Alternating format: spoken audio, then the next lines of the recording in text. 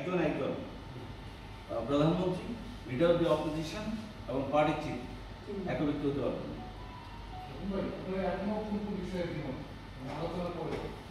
আমরা যে আপার হাউসের প্রশ্নে আমরা যেমন প্রশ্ন করেছি যে আপার হাউসের যে আপার হাউসটি আমরা যাই, উচ্চপক্ষে আপনারা নিশ্চয়ই জানেন যে 1980 থেকে আমাদের দল জাতীয় সমাজতন্ত্রী দল জেএসডি এই প্রস্তাবটি উত্থাপন করে এসছে।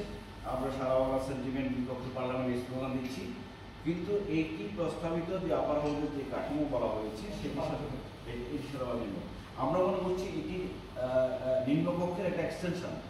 এবং একই সাথে আপনাদেরকে একটু বলতে চাই এই কথাটা, সেটি হচ্ছে আমরা মনে করছি না যে শুধু রাজনৈতিক দলের ক্ষমতার আইনের জন্য যে নিম্নকক্ষ, একই পদ্ধতির উপরে সে রাজনৈতিক দলের যদি ক্ষমতার প্রতিনিধিত্ব থাকে তাহলে সেটি এই রাজনৈতিক দলের ক্ষমতায়নটাকে দীর্ঘায়িত করবে।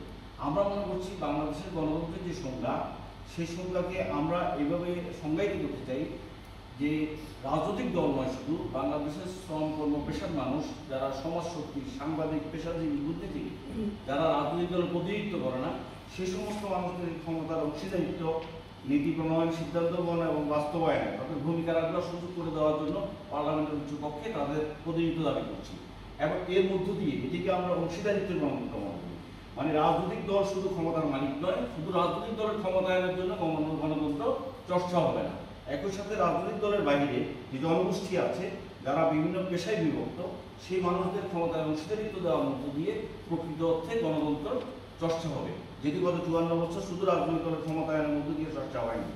সেই জন্য আমরা মনে করছি ফ্যাসিস্ট মোকাবেলা করবার জন্য শুধুমাত্র একটি রাজনৈতিক দলের পরিবর্তে আরেকটি রাজনৈতিক দলের ক্ষমতায়নের মধ্য দিয়ে ফ্যাসিস্ট মোকাবেলা করা যাবে না। সমস্ত জনগোষ্ঠীকে যদি আমরা এই গণতান্ত্রিক প্রক্রিয়ায় অংশীদার করতে পারি, এবং তাহলে সে তার গণতন্ত্রকে রক্ষা করবার জন্য, তার গণতন্ত্রকে সুরক্ষা দেওয়ার জন্য সে লড়াইটা করবে এবং গণতন্ত্র টেকসই হবে। সংসদের মেয়াদ নিয়ে কথা বলছে 4 বছর।